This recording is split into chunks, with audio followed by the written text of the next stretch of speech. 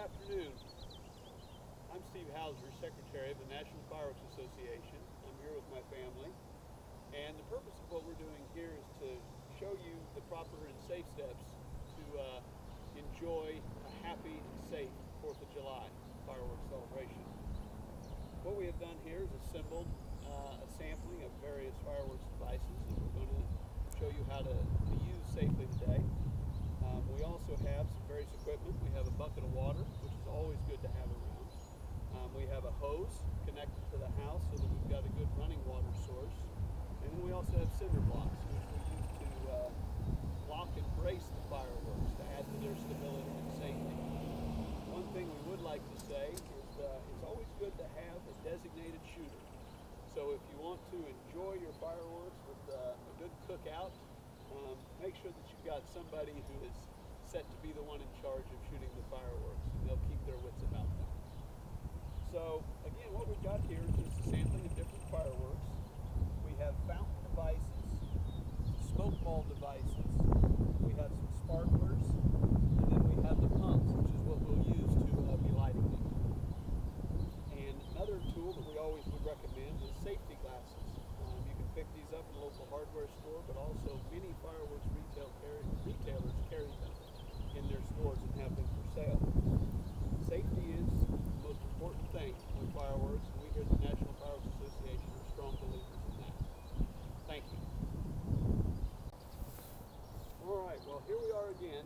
You can see we've moved our fireworks away from our shooting area. That's one thing that you really want to do, is make sure you keep all your other fireworks away from where you're actually lighting one at a time. So now you can see how we've got our equipment here, and we're going to put it into use.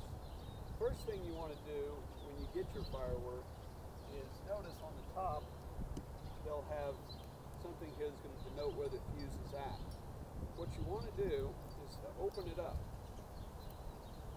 And you really want to make sure that that fuse is well exposed. That way it's easier for you to light it and get away from it. So always make sure to expose the fuse as well before you try to light the firework.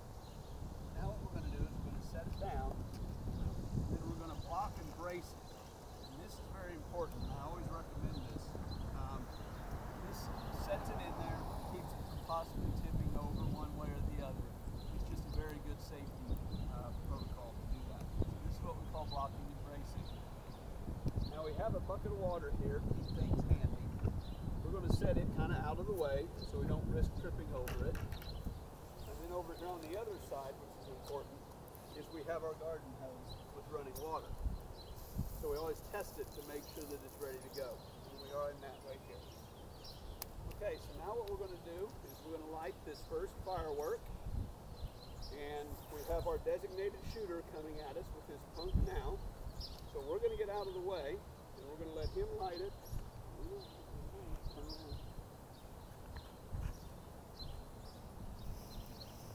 And now you can safely retreat from the device.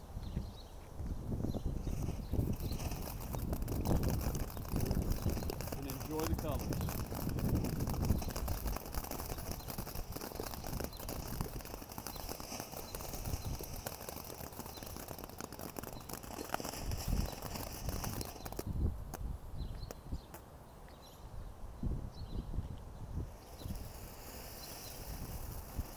Most of the devices have multiple tubes to shoot different effects out of. So what you saw there was the tube 1 completing, and now we're moving on to tube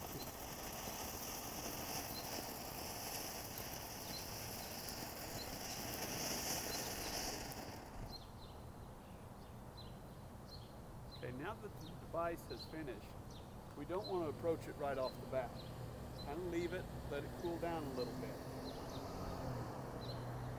Now, after the device is finished, good recommendation is to just douse it a little bit. Just make sure that there's no residual sparks or embers. You can remove the blocks. And now what we have left is a spent firework device, safely discharged.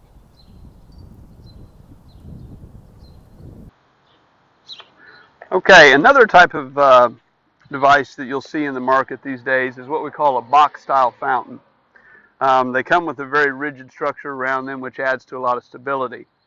With this type of device, you need to make sure to open up the lid and really make sure you get the fuse and the fountain device is exposed. So that's what we're going to do here, and I just wanted you to see how that's important to get that cardboard out of the way. Now what we're going to do is go back to our blocking and bracing and make sure we've got it set. Now at this point, we'll light this device.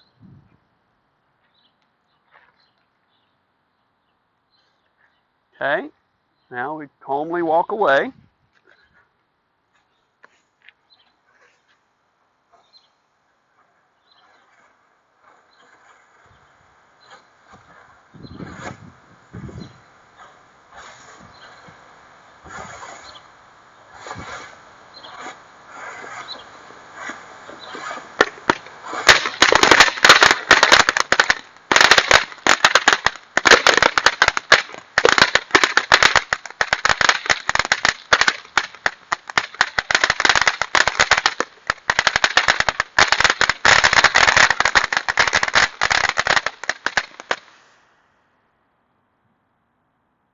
And there's number 2.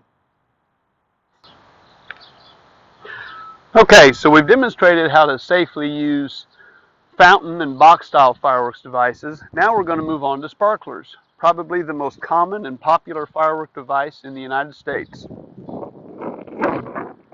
We've got our punk here. We're going to light one end of the sparkler.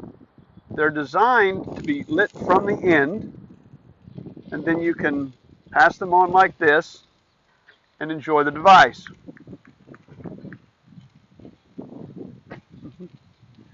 Most people like to pretend they're riding in the sky with them. But this is a sparkler device, very common, very popular, and when properly used, very safe. We have our bucket of water here, and at the end of the use of the sparkler, the first thing you want to do is discard it into the bucket of water. It does leave a hot metal rod, but by doing this, it keeps people from accidentally stepping on them while they're out on their 4th of July enjoying their barbecue and maybe playing with their bare feet. Now we're going to move on to another popular type of device, and that is a smoke device. What we have here is a red one, a white one, and a blue one. And since the 4th of July is all about Independence Day and patriotism, we understand why we use those colors. However, getting back to safety, we only want to light one device at a time, and we want to keep the others away. So we're going to start with the blue one. So we're going to have the red one and white one go away for a minute. Now when we light the device, we've got our fuse extended. Now we're just going to calmly walk away.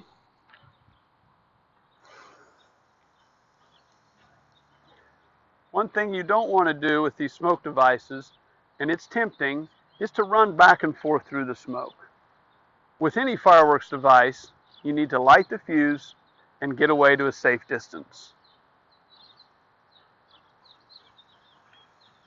Never hold them in your hand. Never throw them. Just observe them.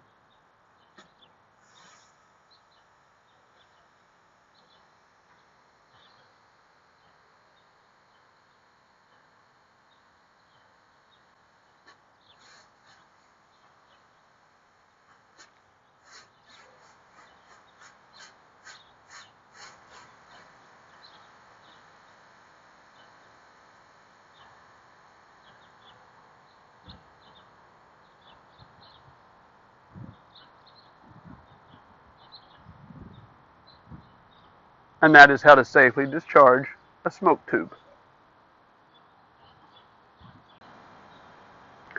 Okay, now we've concluded our fireworks safety demonstration, and we want to wrap it up by showing you how to prep all of your fireworks that you've lit for discarding them safely. So what we've done now is we've got our hose here. And the important thing to remember with this is sometimes people will get done with this and they'll put it in their trash can, and then they'll set that by their house. We don't want to do that. What we want to do is make sure that we've doused the fireworks, we've extinguished all flames. We'll take our punk device, usually just rubbing it in the concrete, any kind of non-flammable strong surface. Now we've extinguished that. Now we're going to gather up the fireworks, the spent fireworks. We're just going to set them here, away from everything else, let them dry, and make sure that they're totally cool before discarding them in our trash.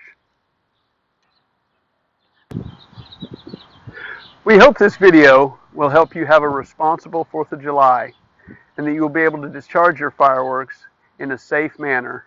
On behalf of the National Fireworks Association and from my family to yours, have a safe and happy 4th of July.